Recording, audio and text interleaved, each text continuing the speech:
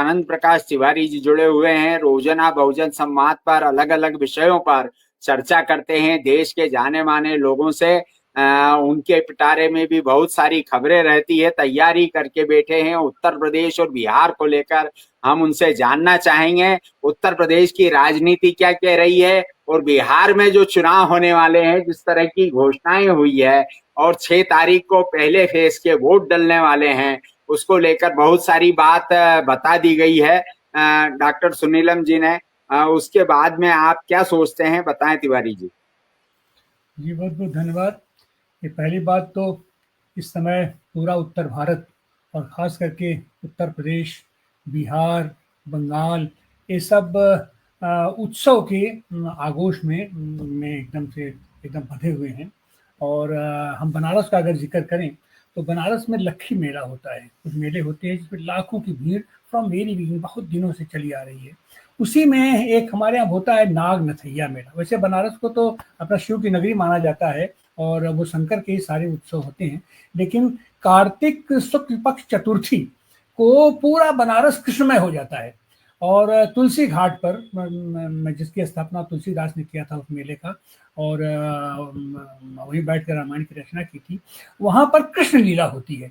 और जो कालीधर में कृष्ण कूदे थे, नाग को नाथे थे, तो वो वहां से एक बरगद का पेड़ है, उस पर से अपना कृष्ण कूदते हैं नीचे और वो मेला होता है। अद्भुत मेला होता है। ऐसी मान्यता है कि वो जिस तरीके से ये नाट्य मंदिर का भरत मिलाप आता है और उसके बारे में मानता है कि वहां पर छवि आ जाती है अपना राम लक्ष्मण भरत शत्रुघ्न का, वैसे ये माना जाता है कि नाग नसैया में कृष्ण की छवि आ जाती है।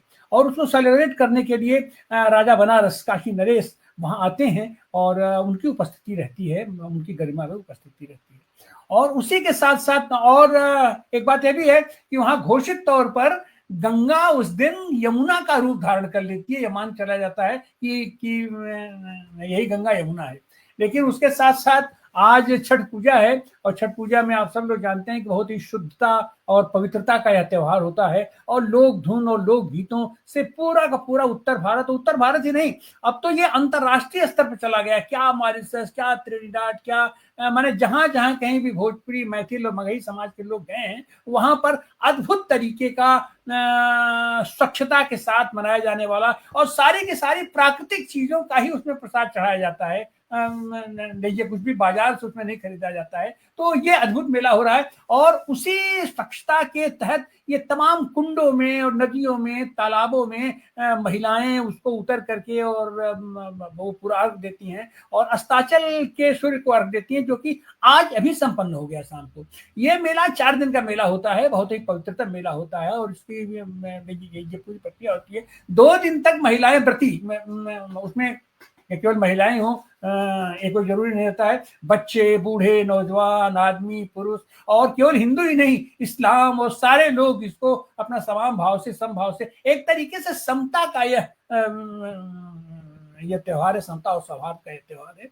तो वो संपन्न हुआ और उसमें खास करके कहा जाता है कि जो तालाब, नदी, कुंड है वो पवित्र होने चाहिए, उसमें पवित्र जल होना चाहिए।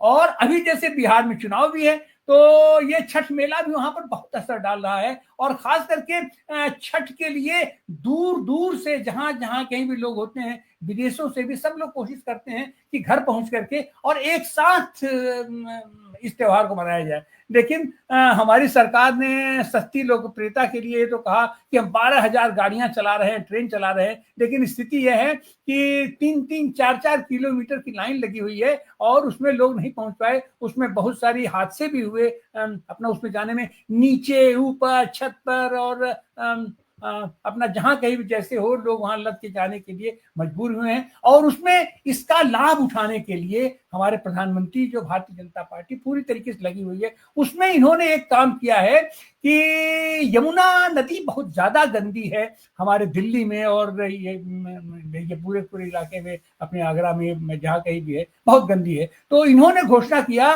कि वो 12,000 ट्रेनें तो इन्होंने अपना चला करके हाइट दे दिया। अब वो जो लोग वहां गए हैं, मरे हैं, पीटे हैं, वो जानते हैं कि उनको सुविधा क्या मिली। लेकिन उसी के साथ इन्होंने कहा कि हमने यमुना को पवित्र कर दिया, उस जल को, यमुना नदी बिल्कुल साफ हो गई। अपना पता नहीं है वो कहाँ से उसका लाए थे, वो मशीन अपना ला करके यहाँ दिखाया गया कि साफ हो गई। उतना ही नहीं हुआ, एक मंत्री महोदय ने यमुना नदी में बोतल डुबो करके निकाला और पानी भी पी लिया। उसका आगे अबे पानी पीने लायक हो, बहुत बढ़िया है। फिर बाद में अपना पता चला कि वह जो बोतल डुबाया गया था, उस बोतल में तो ऑलरेडी बिस्लेरी का पानी भरा हुआ था और अंदर ही उसको ढक्कन खोल करके बाहर अपना करके पिया गया। और फिर उस चीज को छिपाने के लिए यह हुआ कि नहीं, अब इसमें जो तो मोदी जी खड़ा होकर के छठ व्रत करेंगे। उसके चलते यहाँ एक घाट है वासुदेव घाट, वासुदेव घाट पर पूरी व्यवस्था की गई, कैमरा वैमरा लगा के बाकायदे टंच किया गया। और उसके बाद कल उसकी पोल पट्टी खुल गई थी, परसों ही पोल पट्टी खुल गई थी, अपना सारे रोड लगा दिए कि समानांतर यमुना नदी के समानांतर एक नहर खोद करके और वह भी लगभग रोक करके तालाब जैसी स्थिति वहां बनाई गई है। और ये जो फर्जीवाड़ा है, और वहां पर और किसी को जाने की अनुमति नहीं है, पूरा का पूरा सील पैक कर दिया गया है कि ये सुरक्षा का मामला है और अपना मोदी जी आएंगे, प्रधानमंत्री जी आएंगे, एकदम सील पैक करके।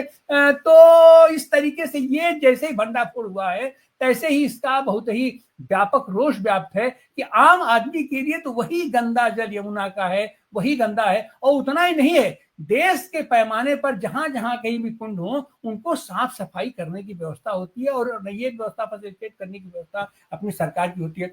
मोदी जी का यह बात उसी तरीके से फेल हुआ है जैसे बनारस में भी इन्होंने अपना गंगा माँ को साफ किया कह करके गंगा नदी में एक दिन स्नान भी इन्होंने किया था, और बाद में पता चला कि वह तो अंदर गंगा नदी के प्लास्टिक का पूरा टब बना करके उसमें अपना गंगा का वास्तविक पानी था ही नहीं, अपना प्लास्टिक का टब बना कर उसमें नहाए, और उसमें भी रेनकोट, ऊपर से नीचे तक रेनकोट पहन करके नहाए थे। तो यह जो छत भरी इनकी राजनीति है और छलावा देने की बात है, अब इसकी पोल पट्टी खुलती जा रही है और इसका सीधे सीधे असर दिखाई पड़ रहा है अपना ये बिहार के चुनाव में, जहां एनडीए वर्सेस इंडिया तो नहीं कहेंगे, महागठबंधन ही है कि अपना, क्योंकि इंडिया के तमाम घटक दल वहां अलग से भी लड़ रहे हैं, उनमें रोष भी है। लेकिन फिलहाल लक्ष्य ये है कि महागठबंधन जो भी पार्टियां हैं, जो दल हैं, जो वाकई वहां पर कुछ मत इकट्ठा कर सकते हैं, प्रभावित कर सकते हैं, मतलब ज्यादा से ज्यादा सीटें जीतने के लिए जो जीत के करीब हैं, ऐसे लोगों का एक गठबंधन है ये महागठबंधन। हालांकि उसमें भी अभी 12 सीटें ओवरलैप कर रही हैं,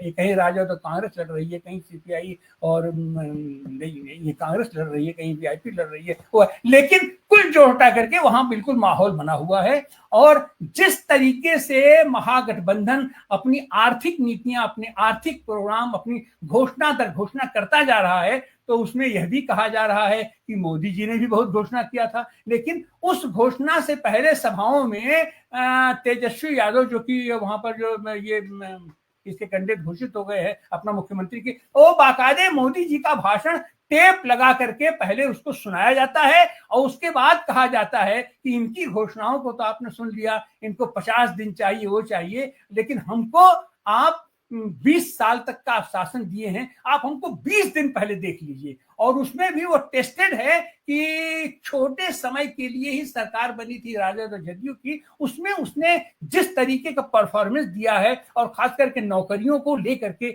जिस तरीके का परफॉर्मेंस दिया है, वो जनता के बीच में उसकी एक छवि बनी है, एक विश्वसनीयता बनी है। तो एक तरफ बिल्कुल डपोर संखी है, महासंखी है, घोंघा संखी घोषणा है, और एक तरफ एक छोटे से ही पीरियड के अंदर अपना लालू का ये लोग उदाहरण दे रहे हैं कि वो जंगल राज आएगा, भ्रष्टाचार आएगा, क्या आएगा। अरे वो तो 40 साल पहले की बात है। अब जो यंग नेता आपके सामने आया है, उसके परफॉर्मेंस को आप देखिए, और वो परफॉर्मेंस ज्यादा दिन नहीं हुआ है, 2-2.5 साल पहले का घटना है, छोटा सा समय मिला है और उसने अपने वादे को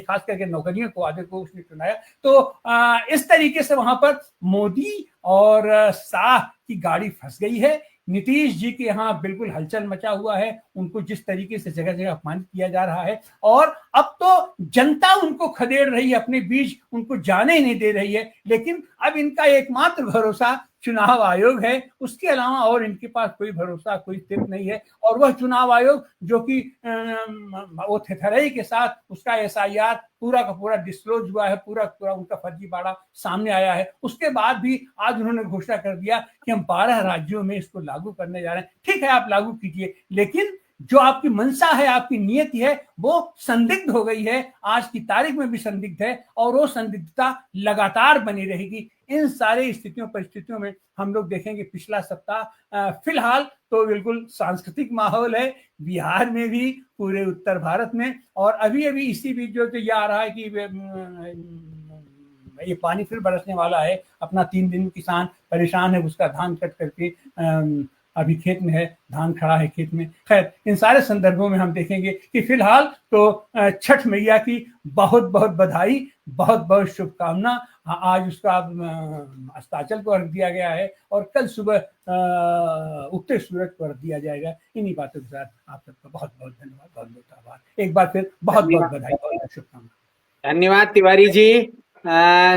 छठ क्या त्योहार, चुनाव का त्योहार भी बना लिया है बिहार सरकार ने, और नीतीश कुमार जिस चिराग पासवान को फूटी आंख नहीं देखना चाहते थे, उन चिराग पासवान के यहाँ खरना का प्रसाद लेने चले गए। इन्हें छठ को भी, जो सांस्कृतिक त्योहार है देश का, उत्तर भारत का खास करके, उसको बिहार चुनाव में भुनाना चाहते हैं। यह आज बढ़िया चर्चा हुई है। 6 नवंबर को